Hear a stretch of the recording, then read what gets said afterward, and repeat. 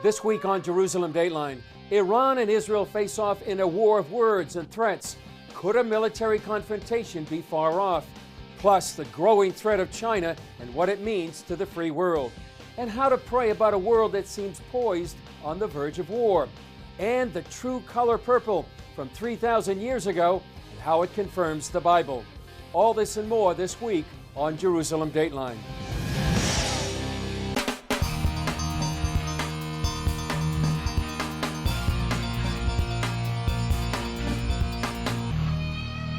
Hello and welcome to this edition of Jerusalem Dateline. I'm Chris Mitchell. Iran denied a request by French President Emmanuel Macron to include Saudi Arabia in negotiations for a new nuclear agreement. It's one of the latest developments in the effort to keep Iran from getting a nuclear bomb. President Macron warns that time is growing short to keep Iran from getting a nuclear weapon. Iran says it's reaching its goal of producing 20% enriched uranium faster than expected. 20% is one step away from weapons-grade uranium. We were supposed to produce 120 kilograms of 20% uranium annually, but now in less than 1 month, we have enriched about 17 kilograms, which is even ahead of our timetable. While the Biden administration says it wants to negotiate a stronger, better nuclear deal, Iran and its ally Turkey refuse that offer. Iran wants to use its leverage to drop the economic sanctions. I should emphasize this. America was the one who withdrew from the JCPOA and breached its commitments. Now it's America that should return to the JCPOA and fulfill its commitments. It also set a February 21st deadline for the EU signatories to drop sanctions, or it will cut off access for UN nuclear inspectors and increase uranium enrichment. The Biden administration is considering naming Robert Malley as its envoy to the nuclear negotiations. Critics like Senator Tom Cotton said the choice of Malley would send the wrong signal to Iran. He tweeted, "It's deeply troubling that President Biden would consider appointing Rob Malley to direct Iran policy. Malley has a long track record of sympathy for the Iranian regime and animus towards Israel. The Ayatollahs wouldn't believe their luck if he is selected." In the meantime, Israel is watching closely. And on Sunday, Israeli Defense Minister Benny Gantz told an Egyptian TV station it's keeping open its military option to stop Iran's nuclear program. The U.S. Senate committee voted to back President Biden's nominee for ambassador to the United Nations, paving the way for full Senate approval. Linda Thomas Greenfield is pledging to continue the fight against the anti-Israel BDS movement at the international body. CBN News correspondent Julie Stahl shows us what the BDS movement is all about. It's called BDS, the Boycott, Divestment, and Sanctions Movement. BDS are in fact all about creating political pressure on the State of Israel to allow economic, academic, and cultural boycott or pressure on the State of Israel to allow millions of Palestinians to return to the State of Israel. Author Anat Wilf says BDS uses what she calls the placard strategy. Placard strategy is the equations that everyone who goes to an anti-Israel demonstration sees on their placards. Zionism equals, or Israel equals, or Star of David equals. It never says Zionism equals the political movement for self-determination of the Jewish people in their homeland, which is the accurate definition. And Wilf says it's been very effective, even though the equations are lies. There are words like colonialism, racism, apartheid, sometimes even Nazism, and genocide. These words are all chosen because in our collective consciousness, they connote evil. Basically, people are exposed to an ongoing refrain that says, Zionism, Israel, Star of David equals evil. It's not only about slogans on placards at demonstrations. It's in the United Nations, it's on television. Give an anti-Israel speaker 30 seconds on television, they'll manage to say Israel, Zionism, colonialism, apartheid, genocide in the same sentence, regardless of what is the question.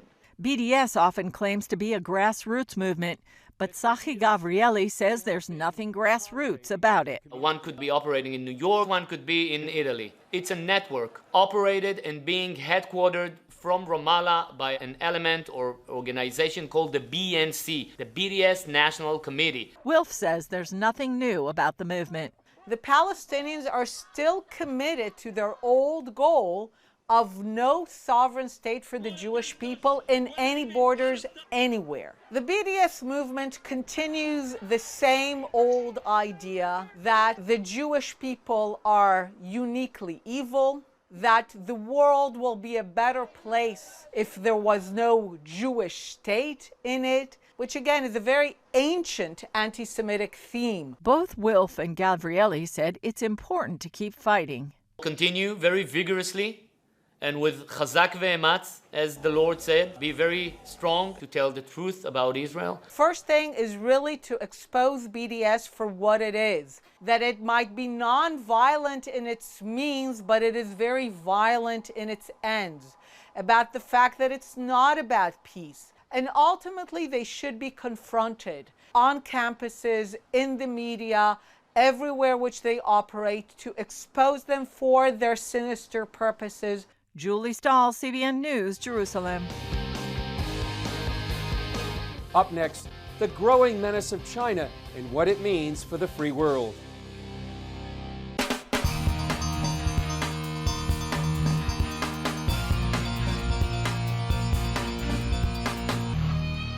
China is the greatest threat to freedom and democracy. That warning came from the former top U.S. intelligence official who said America should also prepare for an open-ended period of confrontation with Beijing. George Thomas has the details. Napoleon Bonaparte, the French military leader, said more than 2 centuries ago that China is a sleeping lion. Let her sleep, for when she wakes, she will shake the world. China's President Xi Jinping has emphatically declared that the lion has awakened. John Ratcliffe, Director of National Intelligence, wrote in a recent Wall Street Journal editorial that China is America's #1 national security threat and that Beijing intends to dominate the rest of the planet economically, militarily, and technologically. Michael O'Hanlon is with Brookings Institute. It is the way a great power with a non-democratic government chooses to seek to extend its influence worldwide.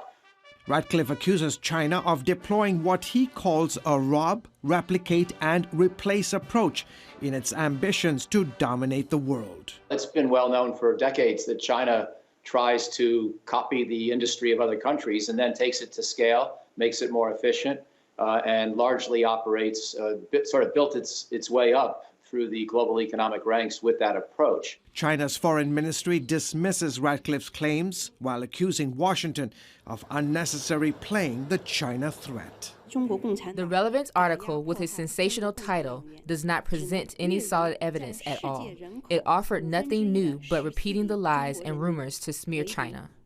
CBN News has documented China's rise for more than 2 decades. Fast forward to 2020 as we examine how China's President Xi Jinping has been massively overhauling the country's military, economy, and political influence as part of his Great Rejuvenation Project. Which, to put it into sort of Trumpian terms, means to make China great again.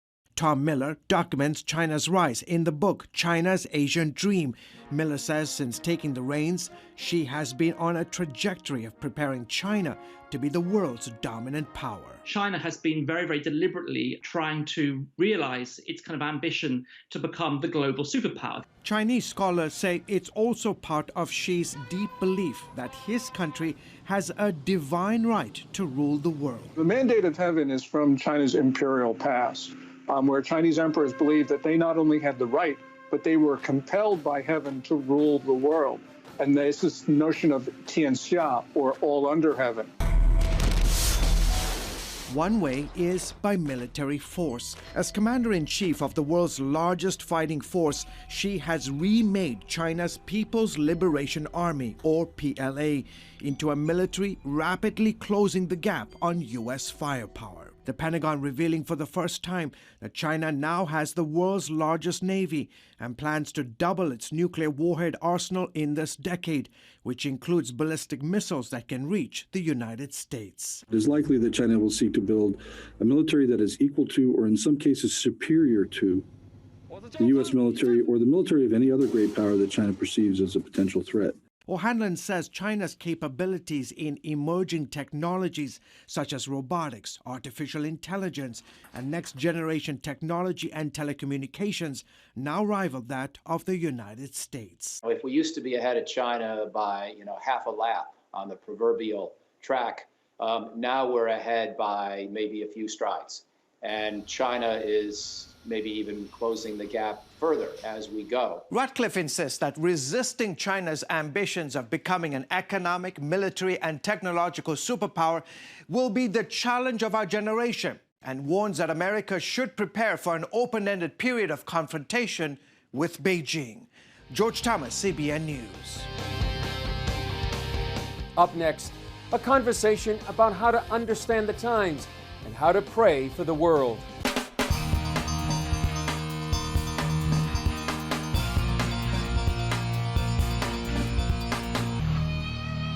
Many Christians around the world are concerned about the growing persecution of the church, cancel culture, and the possibility of war. To address these concerns redemptively and how to pray about these times, Rick Ridings, co-founder of Sukkot Hallel, a 24/7 prayer ministry here in Jerusalem, wrote an article called Intercession and Prayer, How to Intercept World War III. I spoke with Ridings about his prayer strategy detailed in the article. Rick, thanks for joining us on Jerusalem Dateline. You wrote recently that this time is one of the most important times to be praying since World War II. What did you mean by that? I meant there's a global warfare. Many times people just look at what's going on in their country or one or two countries, but there really is a global spiritual warfare going on that I believe is the greatest since World War II. At that time, they were being barraged with news day after day of Hitler getting another victory, of him beginning to exterminate the Jews, and it looked like there was no way to stop him. If you just went by what you saw in the news at that time, it seemed totally hopeless, and why even pray? What good will it do? You mentioned Rees Howells. Why was he so instrumental in World War II, and what's the lesson for today? He was the head of a Bible college in Wales, and they had really learned in intercessory prayer not to just pray in reaction to what you see on the ground happening around you or in the news, but to wait on the Lord in worship and prayer until you could really begin to have God's perspective and begin to find out what does God want to do in the future. So, for example, in World War II, when it looked like it was all over, that Hitler was really decisively winning, the Lord showed them to pray that Hitler would go into Russia. As a military man, he should have known better than to go into Russia with a lot of his troops right before winter. But he went in. They prayed that he would not be able to take Moscow quickly as the news was predicting. And Hitler just got stuck in the snow. And it severely crippled everything else he did. And from there on, that was the turning point of World War II. Rick, you talk about 5 phases of prayer. The first 2 are about intercepting World War III and a time of war and a time of peace. I felt in 2017 that the Lord spoke to my heart that there was going to be great harvest coming in places like Iran, Saudi Arabia. And I felt like he said when that would begin, Satan would try to cut it off the same way he did with World War I, which occurred right after the great outpourings of the Holy Spirit in Wales, in Azusa Street, in Korea. There was a great missions movement of young people from universities going in large numbers. And then Satan succeeded in stirring up World War I. And young people who would have gone into missions instead were sent into the war and died in the war. And I felt like this Lord said, don't be ignorant of Satan's schemes. He will try to start a World War III when the harvest begins. And you are to encourage people to pray that be stopped in the way that Rees Howells saw World War II come to an end. In the next 2 phases, Rick, you talk about geographical areas, Taiwan and the South China Sea. And also you talk about the capitals here in this region, Ankara, Tehran, and Moscow. Talk about those. I felt the Lord began highlighting that already in 2019 very clearly to us, that there would be an evil alliance forming between Ankara and Tehran and Moscow. Right after the Lord showed us that, they're traditional enemies. It didn't make sense that those three would work closely together. Right after the Lord showed us that, a week later, they met in Ankara with the three from the three foreign ministers of those nations. So I believe there's something evil, but we're not fighting flesh and blood. We're fighting against principalities and powers, but principalities use personalities. And so we need to cut it off at that level. And I felt the Lord showed the same thing would happen in China, that China would begin by moving on Taiwan. And if that was not stopped early on, it would grow into a regional war. And if those two regional wars happened at the same time, they could spin out of control into a World War III. You talk about the mantle of Rees Howells. What did you mean by that? The mantle was this understanding and revelation that we're not to just pray according to what we see with our eyes or think with our minds or our political opinions, but that we're to worship and pray until the Lord begins to show us things as He sees them, because He's delegated authority on the earth to the believers. And we are to pray and proclaim His will upon earth as it has already been decided in heaven. And finally, Rick, what are you there at Sukkot Hillel praying right now? Well, we're praying obviously protection over Israel. We're praying protection and grace in the Middle East, that it not turn in, if there's any kind of military action necessary with Iran, that would happen quickly and decisively and within God's boundaries, preferably covert warfare to stop their nuclear bomb plans, rather than an overt warfare, and to pray that the harvest will continue to go forth in a great way in Persia, in Iran, and in the Middle East. And also we're praying much that this is a season where we believe God is stirring up the Jewish people to come home from places like New York, where there's such an anti-Semitism being expressed right now. And when they're here, then Ezekiel 37 says that once the bones are connected, God will begin to breathe upon them by His Holy Spirit. And that's where your listeners can pray for that breath of the Holy Spirit from the north, south, east, and west upon this land. Well, Rick Ridings, appreciate your article and your exhortation to be praying at this very important time. Always a joy to be with you, Chris. Bless you. Up next, a groundbreaking discovery that sheds new light on the Bible from the time of King David and King Solomon.